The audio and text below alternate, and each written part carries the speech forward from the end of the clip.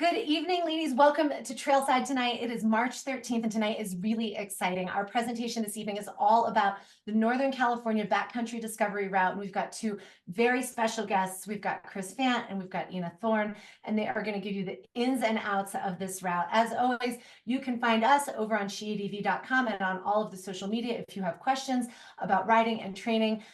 Or just feel free to join us in person on the next Trailside. My name's Eva, and I am so thrilled that you're all here. Enjoy this presentation tonight about the Northern California BDR. Kris, take it away. Go ahead and introduce yourselves. Hi, everybody. I'm Kris Fant. I ride a KTM 690, which you can see in the picture there. I am a BDR ambassador and a Revit Women's Team ambassador, and I'm so excited to share the Northern California BDR with y'all tonight. You're on mute. Thank you. Thank you for being here, everyone. I'm Thorn. I am a part of the volunteer team working behind the scenes at SheADV. And my day job is executive director at the Backcountry Discovery Routes organization. I also serve as a vice president on the board of the BDR. The way we structured the presentation will give you just some quick overview, BDR 101, some facts about the organization if you're not familiar. And then we'll go into the presentation for Northern California route. We'll give you an overview of the route and then get into the specifics, and we'll make sure we have time for your questions. So, ladies, please do drop your questions into the chat. This is one of the most robust presentations we have ever done. The photos are going to get you so excited and so inspired. But please drop your questions in that chat so that we can fit those in and get all of your questions answered. Wonderful. So yeah, BDR is a 501c3 nonprofit organization, and our mission is to create and preserve adventure riding opportunities. Basically, our main deliverable to the community is these free turnkey adventure motorcycle experiences. BDRs you can do on any bike and on any budget. From the very beginning, BDR has been for the community and by the community, and we are really fueled by the strong volunteer force. Volunteers and our ambassadors help us scout the routes. They attend dealership premieres. They volunteer at rallies, and so we couldn't do it without the volunteers. And also, the organization is supported by the riders. 85% of our funding comes from riders like you who enjoy what the BDR has to offer, ridden the routes, and they want to give back to the community so we can create more routes. And also we have support from industry sponsors. Some quick stats here. BDR was founded in 2010. And in fact, interesting fact is BDR and SheADV share the same founding sponsor, which is Touratech USA, and specifically Paul Gillian, who is the CEO of Touratech. He is responsible for creating the original identities of Backcountry Discovery Routes and SheADV. So we owe Touratech that. And we have a board of trustees. We have 4 paid employees and a few contractors. We have over 40 people in our ambassador group. Overall, between our mailing list and social media platforms, over 80,000 adventure riders internationally love what we do and support us and ride the routes. Currently, we have 13 main BDR routes and 4 BDR X's, which are shorter BDR-style routes that loop. And that comprises over 20,000 miles of free adventure tracks for the community. So cool. Just so cool. BDR is just so inspiring. Like anytime we're talking about what we want to do with SheADV, we're just like, well, how did BDR do it? So it's really, really great to have Ina's expertise in our leadership. Yeah, thank you. Our mission is 5-fold. First and foremost, of course, it's creating the routes using public roads, which is very specific to the BDR. Unlike other organizations that build trails, what we provide is these evergreen routes that will never be closed. And the second part of that mission is, preserving riding opportunities, meaning that once the BDR routes are established, the land managers can't close these roads because they're being used by our community. Secondly, we're there to inspire our community through films and photos, inspire you to go in an adventure in the backcountry and camp off your bike and have these amazing experiences, really once in a lifetime experiences in the backcountry. Education is very important to us, specifically now that more and more riders are joining the sport. Some of them might not be familiar with the etiquette that we all should follow in order to not lose access to these roads.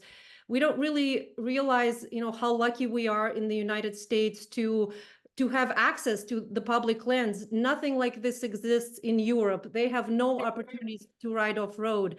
And so it's important that we are all, as we ride BDR routes, that we think about how we're representing our community to the locals, making sure that you wave to them or you slow down if you're passing by home. So that's really important. And we'll talk a little bit more towards the end of the presentation about the 4 educational programs that we have. Driving economic impact to rural communities is big for us. The organization didn't originally set out with that goal, but what we have discovered, and that was backed up by the second economic study that we have recently completed, what we found is on 13 existing routes, BDR riders spend over 60 million in 1 year. So that's between, spending money in hotels, at restaurants, gas stations, coffee shops, and so forth. So we're a huge force of, economic development in the states that might have lost mining economies, and they're struggling to find ways to have income for especially in these rural areas. And so this managed travel on public lands is becoming a source of income for many of the states that we go through. And finally, advocacy, again, is very important. We advocate for the rights of motorcyclists. We communicate with land managers and making sure that, if there's a road closure, we communicate it to our audiences.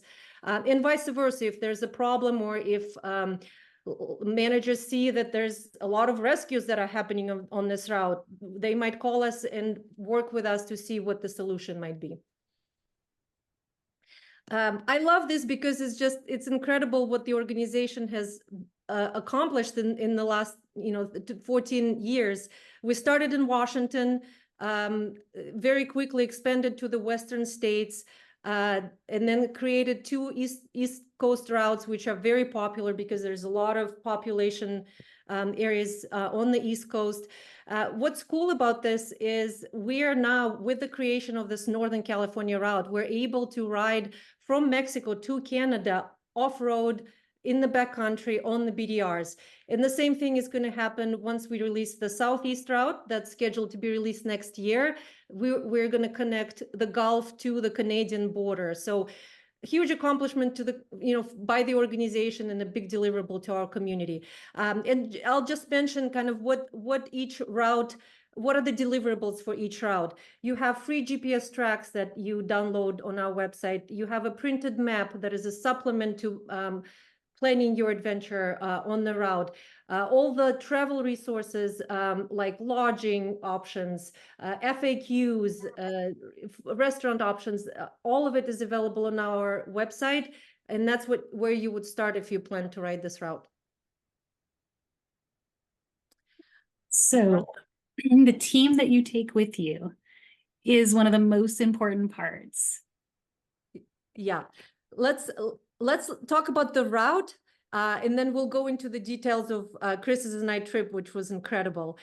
So yeah, real quick, the overview of the route. It's 940 miles. It's divided into 9 sections. You could probably ride that route within 7 to 9 days. It took us 5 years to develop this route, mainly because the weather kept changing and the roads were being closed or washed out. There were fires and rainstorms.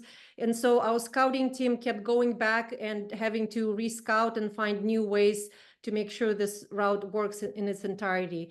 And really, you know, this route is putting discovery in the backcountry discovery routes. The scouting team search far and wide to find the best trails and then connecting them into singular route.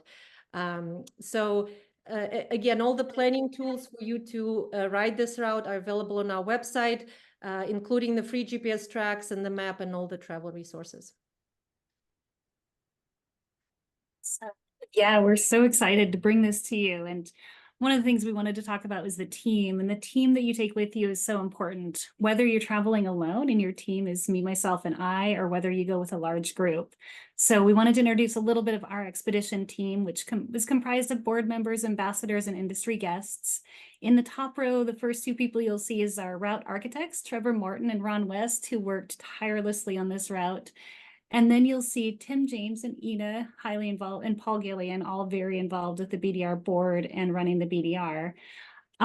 You'll see me, I'm in that row. And then you'll see some industry guests. Trevor Doniak and Richie Few rode the Zero motorcycle and the BMW motorcycle. And that was a first for the BDR to have two industry sponsors for the movie.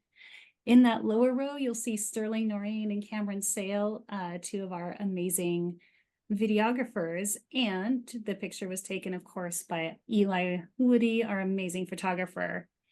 So in this route, you'll see me on my KTM 690 and Ina on the Zero DSRX.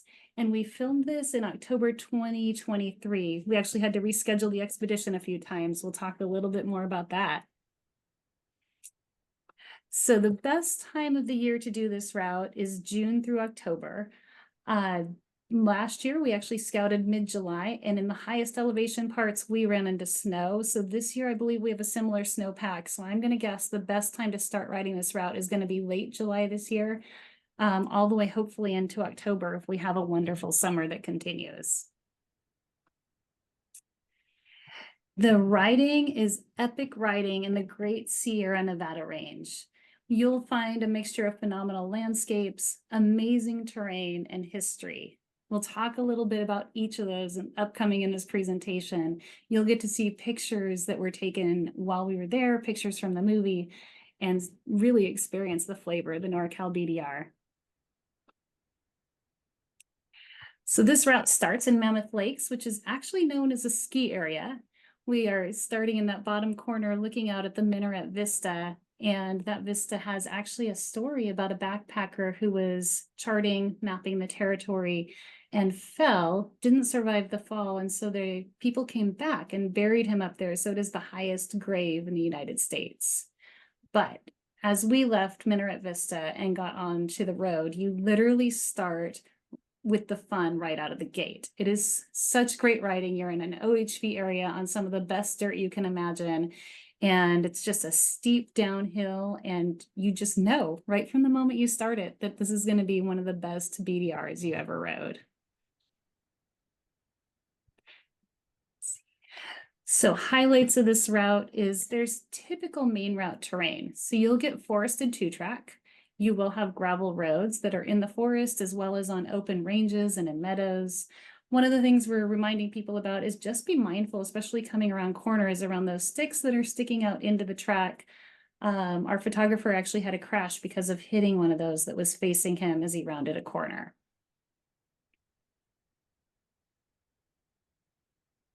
One of the amazing parts about this route is the mountain meadows. The main route is a lot of forested roads, and you have this amazing beauty within the trees, some really incredibly tall trees, and then it opens up into these beautiful vistas like you can see here. You get to see meadows, you get to see the valleys below, and then you get to the advanced sections. And if you take those, you even get more dramatic views because you're riding up to some really dramatic viewpoints and looking way down below at rivers, at valleys, at lakes. It's just the scenery on this route is unbelievably and indescribably beautiful. I love that. Ladies, I see some questions popping up in the chat. I love those. Keep those coming about skill levels, about charging your electric motorcycle. We'll get to that in just a second. Awesome. The other amazing piece that you get to ride on this route is so many mountain ridges.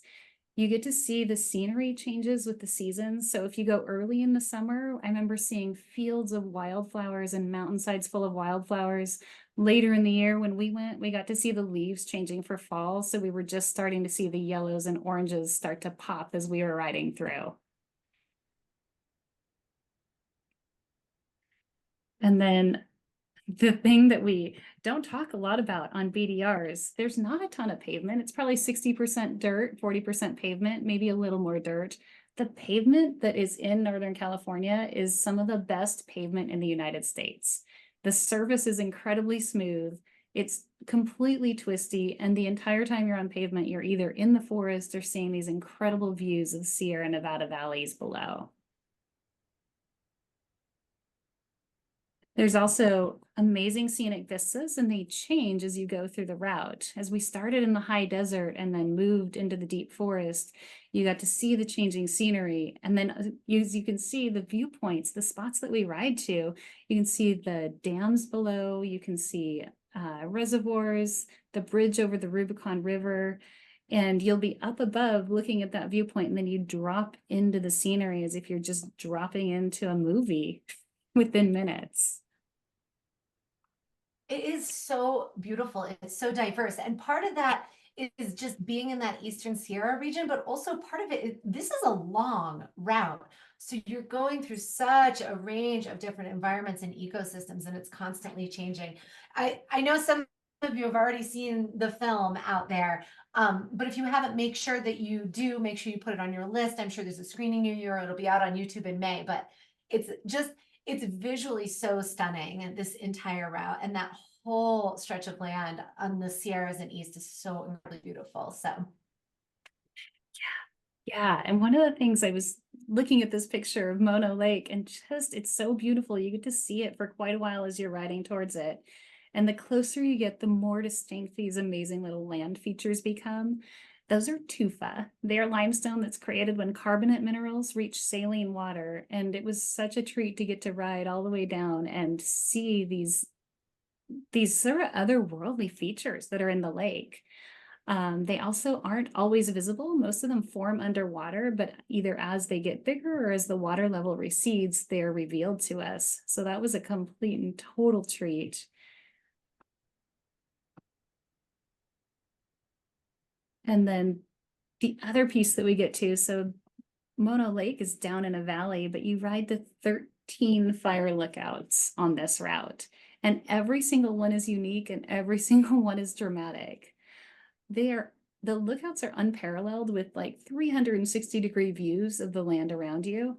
There's one in there where you're actually bordering Nevada, so you're looking down at Reno, which is incredible.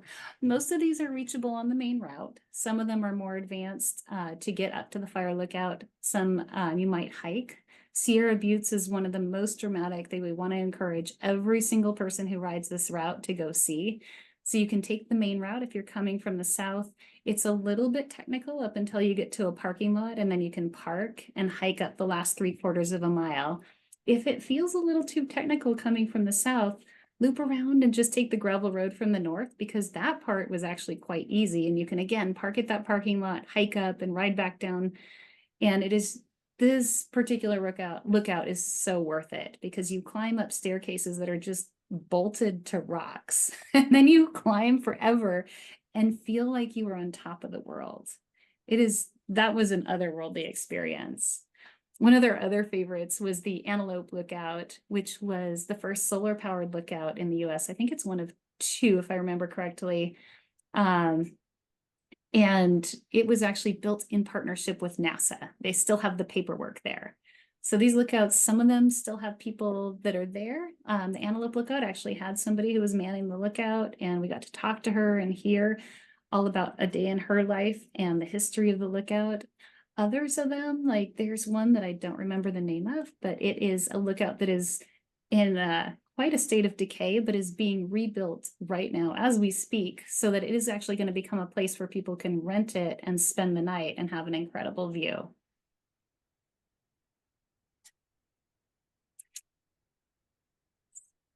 Love that. I do want to ask about camping. Is now a good time? Sure. Like, can you camp out up at the top of those lookouts? Is there camping along the route? There's lots of camping along the route. In California, there's lots and lots of beautiful campgrounds. There's also dispersed camping on the route in the national forests. And right at the beginning, if you go to Bridgeport, for example, just outside of Bridgeport, there's a hot springs. You can actually camp at the hot springs, which would be my recommendation. So yeah, all kinds of camping on the route. The lookouts I don't know that all the lookouts have camping, but you can go online and reserve, I think, some of them. And then the one that's being refreshed right now will definitely be reservable. The printed map has camping icons all along the route, so that might be a good planning resource if you're planning on camping. Definitely look at the map. And we also do have some cool campsites listed on the website. Yeah. One of the other cool parts about this route is the history. So one of the spots that we got to stop was called Bodie State Historic Park. Definitely recommend that everybody stop there. And I definitely recommend, if you can, to pay for the tour. Because if you're on the tour, you get to go to the old mill, which is a spot that you can't get to without a tour guide.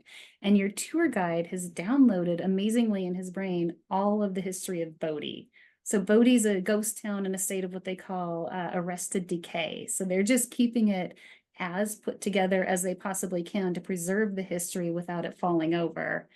And the stories that he'll tell you about the people that lived there, the school that was there, the saloons, the churches, as well as like the functioning of the old mill and how they had to fix things. Like there was so much danger. I believe that he told us that nobody ever died in Bodie, but there were lots of injuries. So one of the things you can see at the museum at Bridgeport is you can actually see the old like artificial like legs that people would have in order to get around after they may have lost a leg. You get to see all sorts of old, just really cool history from that era.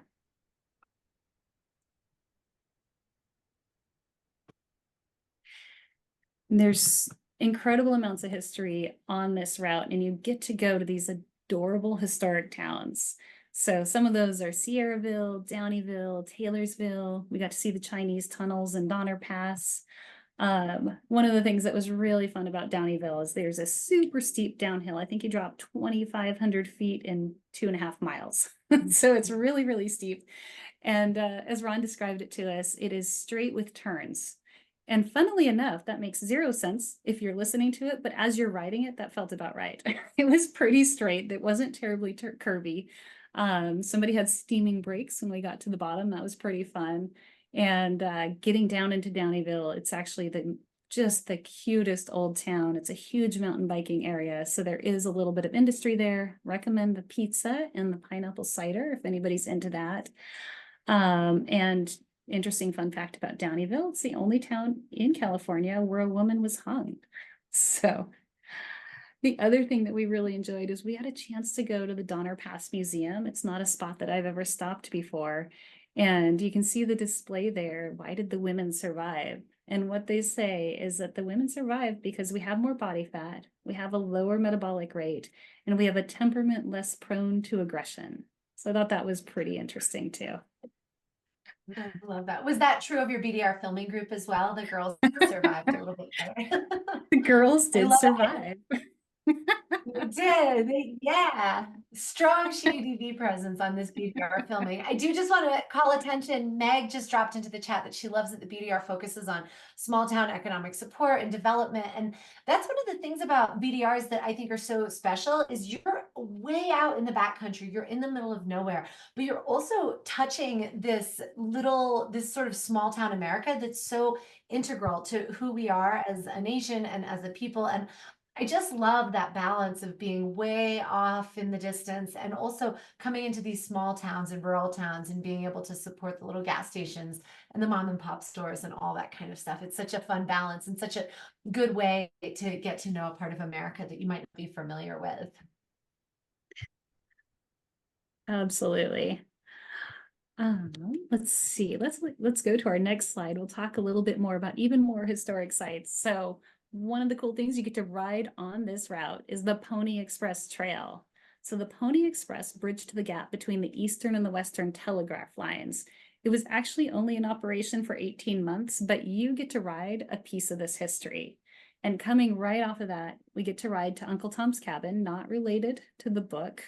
UTC is this small off-grid slice of heaven. It was so warm. We had the rainiest day that day. We woke up in the snow, and I think it maybe stopped raining for 30 minutes the entire time we were out there. So it was such a joy to come into this volunteer-run historic cabin. There are dollar bills all over the ceiling. There's a wood stove, and Ron had asked the folks who composed the music for the film to come and play for us so we could like dance, relax. We had a warm meal. Thank you, Ina. And just really enjoyed such a unique experience getting to talk to people who live there year round. You can camp at Uncle Tom's Cabin. If they aren't there, they're there certain days. If they're not there, you can, I don't remember, PayPal or Venmo them. They also actually have a cabin that you can rent, which was a highly contested item after our very rainy day. It is totally off grid, so if you go there, make sure you have a way to charge your cell phone, bring some water, make sure you come as if you're camping, dispersed camping. Yeah, the cool part about that place is it's volunteer run. So all the people who work at the bar are volunteers because they're just trying to keep the history going, which was such an interesting concept. Yeah. Okay, now we talk about terrain. This route, it has such diversity of terrain, unlike probably any other BDR that I have experienced. And you get to every couple hours, the terrain changes and you get to ride on different surfaces. And the cool part about that is you get to practice different skills, variety of skills throughout the day. This particular photo really demonstrates just like this blissful two-track in the forest. It can be really mellow and just flowy and easy, or it can become a little spicy and textured. And you really have to kind of be on your toes and not relax too much because it can get, a little technical. But for the most part, it's really fun. It's just super fun. I remember, I think Paul said it, this route is all killer, no filler, something like that. There we go. That's another very representative photo of what the track can look like. You are riding a lot of mountain and canyon roads, and rocks are kind of sprinkled throughout this route. What I want to mention is in the beginning, when they scouted the route 5 years ago, the idea was that it was going to be one of the easier routes, like the Mid-Atlantic BDR, that can be done by a really novice rider.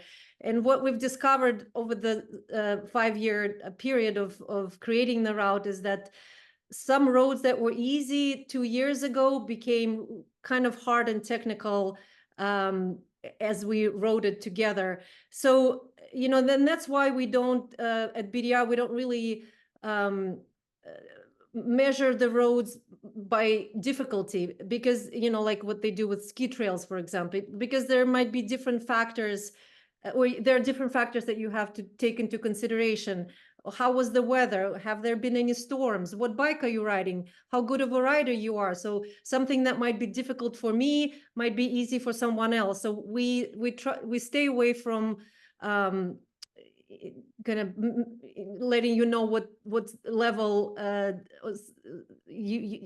what difficulty level each route is. We do kind of have a system where we can say, the most difficult route is I guess it would probably be like California South. There's a lot of sand in there, and the easiest is Mobder, and then the rest of them are kind of in the middle, but it's really hard to say. What I will say, and we'll touch on that a little bit later, is that this route is doable for novice and intermediate riders. I love that you said that, because a couple gals were asking kind of about the difficulty level and how attainable this route is for newbies. And so this is definitely one to keep it in mind if just getting started adventure riding. Mm-hmm. Yeah, and I'll talk a little bit more on that in a few slides. Some other surfaces is just hard packed gravel and dirt roads.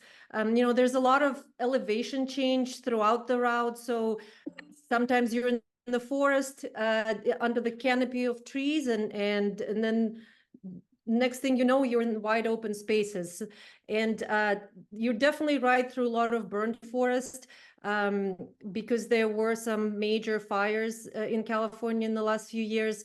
It does have its own beauty, but it also has hidden danger, is what our photographer Eli experienced. Eli's an incredible rider. He's never broken anything in his life, and it was kind of we were riding in the evening, and he came around the corner, and there was a stick sticking out, and he hit it, fell down, and broke his leg. So just kind of always keeping that in the back of your mind, no matter how good of a rider you are, no matter how prepared you are, shit happens and you need to be prepared for that. But always, looking ahead and seeing what is coming next, preparing yourself for what's coming next.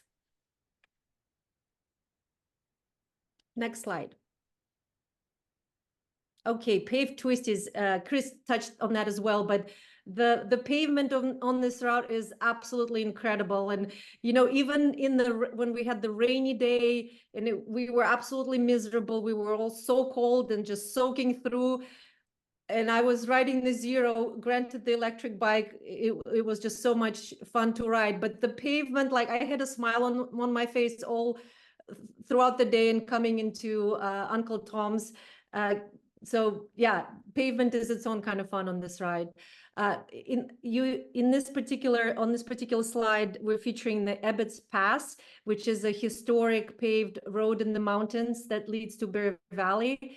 And it is a one-way, two-way traffic road. So you really have to pay attention, make sure you ride right to avoid head-on collisions and keep an eye for other vehicles. So the difficulty of this route, again, I think Kris and I agree that it is doable by novice to intermediate riders. I do want to qualify what a novice rider means for us at the BDR. We always say BDR should not be your first off-road, multi-day adventure. To us, novice rider means that you have taken an off-road class, that you have practiced riding with a fully loaded bike on a few overnight trips. An interesting story is we had Richie Few, who is the coach at the Performance Center, and they train on GSs there, but without any luggage. And he said it took him a couple of days to get used to riding on a fully loaded bike. It's a completely different experience. So we definitely recommend that in preparation for a BDR trip, you load your bike, you make sure you have your gear dialed in, that you have the tools that you need on your bike, and you go and take a few overnight trips, kind of as a shakedown ride to make sure that you're prepared. So that's what a novice rider is. And if you're an intermediate rider, you're going to have so much fun on this ride.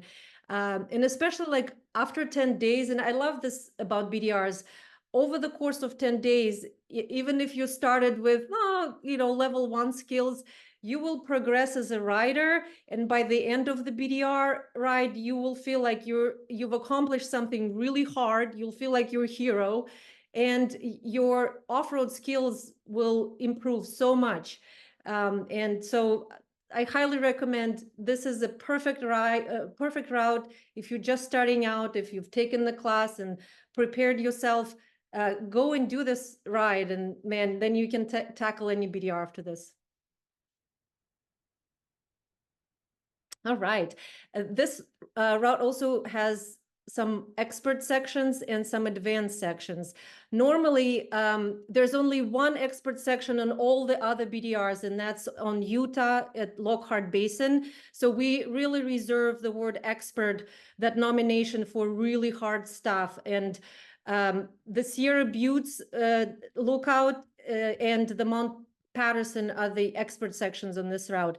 We actually did, and that was the picture that Kris showed earlier. This is a ride to the Sierra Buttes. And then if we go to the next slide, we'll see the lookout at Sierra Buttes. Again, this is that photo, and there's little Kris over there. Myself and Ron, we parked 3/4 of the mile down, and we just hiked all the way up. The hero riders rode all the way to the top. I added the small picture so you can see how scary it is. Like if you take, if you give it just a little bit more gas, or you can be dead basically. So it's that dangerous, and that's why we have the Know Your Limits program now. You do have to assess how you're feeling and whether or not you're able to ride stuff like that. Mount Patterson, this is the highest point of the BDR. You can see how different the landscape is, and it's just such an iconic location for a motorcycle route that you can just ride your motorcycle over there. It is a treacherous trail going up there, and then coming off of it is also an advanced route. So doable on a smaller bike. I don't know, like if I would recommend for any woman to ride a big bike, but surely a lot of you out there who may do it. I know that our guys were taxed when they got to the top. And to finish this off, can't stress enough how important off-road training is. And I love taking trainings every year. Even if you think that your skills are up to snuff, go take a training from different trainers every year. I think we have a lot of women trainers now as the riding women's demographic is expanding. And that's what I would recommend. Take a training from different riders every year, and different trainers. And then some things might not resonate with you that this particular person is training or teaching you. So you take what works for you from different trainers, but it'll just give you a wealth of a foundation of skills that you can practice over and over. And sometimes it just clicks, and all of a sudden, oh yeah, now I get what they're talking about. So it's just fun, and it's more fun to ride BDRs when you feel confident on the bike. The film tour we mentioned, we have over 80 film premieres happening nationwide around the country. I saw that some of you have already seen the film, so there's still opportunity to see it at a local dealership. And the tour schedule is on our website. And then we always put our films for free on YouTube after the film tour is over. So May 16th, we have our BDR fundraiser, and we're actually going to do a live broadcast with the route architects from the fundraiser. It'll be broadcast on YouTube, but then the film will be available for streaming on YouTube after that. And the BDR has 4 educational campaigns, really trying to help us stay safe and also preserve access to the land that we get to ride on. So riding right, we want to avoid head-on collisions. So try to always ride in the right side of the track to keep you away from oncoming traffic. There are obvious exceptions. Sometimes there's a giant boulder, there's a rain rut, there's some of those trees or branches. You'll see that in the movie with Ina. So you slip over to the left side of the track and then come right back, especially in the blind corners. It's always important to stay right. Ride respectfully. So people live along these routes. Please slow down if you see homes, if you see speed limit signs and other signs of civilizations. One of the things you'll see in this route is there's a tennis court in the middle of the woods. It's a really good clue that you're approaching a community. As you get into the communities, if it's safe to take your hands off the handlebars, wave to the locals, be friendly, talk to people, leave gates as you found them. So the gates are there, especially on BLM land, to manage cattle. If the gate's open, when you get there, leave it open when you leave. If it's closed when you get there, be sure to close it behind you. We find that sometimes new riders just don't know the etiquette because they haven't heard these things before. So pass that on, tell your friends. We know that if we're not respectful, we could lose access to some of this land. We are all ambassadors for this sport. Yielding to animals is important. You might see livestock, so allow them to pass, move out of the way, sometimes move through slowly, and watch for deer, of course. It's really important, especially with the livestock, to assess each situation because each situation might need something different. So watching for deer, you'll see in the film that our very own Sterling had an injury due to a deer jumping out in front of him. Also horses, you might see horses on the route. If you see a horse, stop your bike, turn off your bike, take your helmet off. All those things can be intimidating to a horse. And if we do that, we're actually creating a more friendly environment for horses that could be walking on the route. Know your limits. So we talked a little bit about that Sierra Buttes, but we know that the Forest Service is getting more and more search and rescue types of calls from people on these routes. So knowing your limits, it's important to assess your abilities and also know that they can change from day to day. What I can ride on a Wednesday, sometimes I can't ride on a Friday because I didn't sleep well or I didn't have breakfast. So checking in with myself every day, every hour to see, is it the time to try this or is it time not to? You can always turn around if you feel like you've made too challenging of a choice for that day. And especially on this route, the go-arounds are phenomenal. Like you won't be missing anything. You'll just be taking a different route. As Ina mentioned, I stopped at that last switchback before the top of Sierra Buttes because I had contact with the film crew and I said, does it get easier here or harder? I knew I was at my limit and they said it got harder. And I was like, all right, I'm out. I've got a great view. And that was the choice that I wanted to make. I didn't want to be falling my way up to the lookout. I love that. Kris, thank you so much. And like speaking of Know Your Limits, I feel like that's one of the newer programs that BDR has launched. And we've gotten several questions around that in the chat. And so that's a great segue into our Q&A section.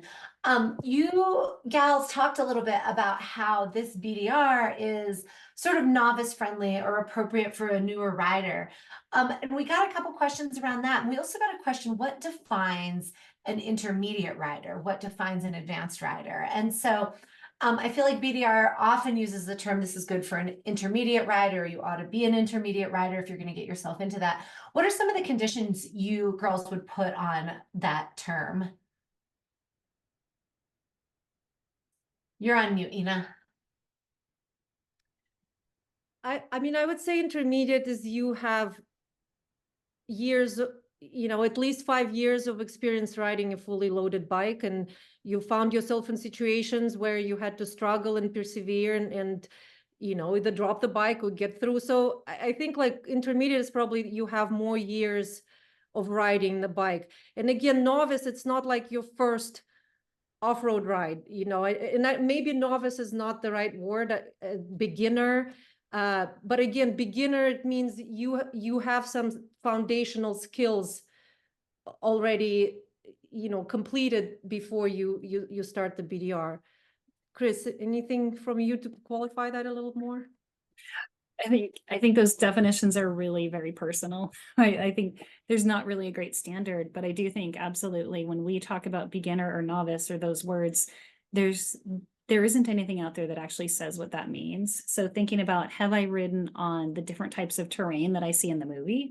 If I'm a beginner rider and I've taken my bike on all those different terrains while it was fully loaded, I'd say I'm a beginner who's ready for a BDR.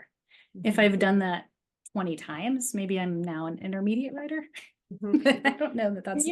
when you take an off-road class, you're usually in a contained environment, you're practicing in a sand pit, and now there's like a little gravel thing, and maybe there's some ruts. But when you ride a BDR or you ride for a whole day off-road, everything comes at the same time, and you have to you can't think about, okay, what am I supposed to do now? Like get my weight back or, get the elbows up, whatever that is.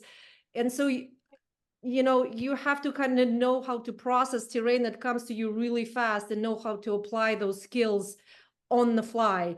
And so maybe, beginner rider might not be able to do that, but I think this route is really good, especially if you travel with friends and at your own speed, that you're able to tackle and learn. And again, day one might be a little scarier than day 3. You're like, okay, I'm getting a hang of it. My body is in the right shape now. I know how to handle this terrain that's coming at me, all the time, different stuff. And, we women, we also, I feel like, think that we have less skills that we really do, where the guys usually like to say, oh, I'm an expert, but then you see them ride and they're not.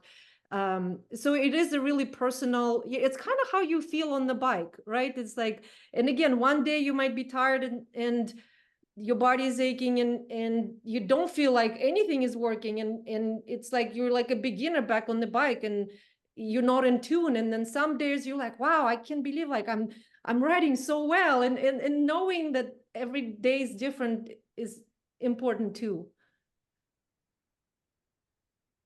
I love that. It is so true. Also, just throwing it out there, not everybody has the luxury to live close to a BDR, but a lot of these routes can be done in sections. And so if you do have a BDR that's sort of in your vicinity or in your neck of the woods, you can ride these at one chunk at a time. Like, don't feel like you need to dive into a BDR and be out on the trail for a week and a half and hit every single section. Like, I feel like these are really great test pieces for kind of how you're growing and improving as you practice your riding skills over the years. And if you have a section or a couple sections that you can return to over and over again, it's a good way to kind of be an indicator of, you know, how you're growing and developing as a rider. And I'm speaking personally because I live right near the start of the Arizona BDR, and I love going up that first section. It's like some days, you know, that tight switchback just feels like buttery smooth, and other times, you know, it rattles you a little bit. And the same thing will happen day after day when you're on the BDRs. Just a couple more questions.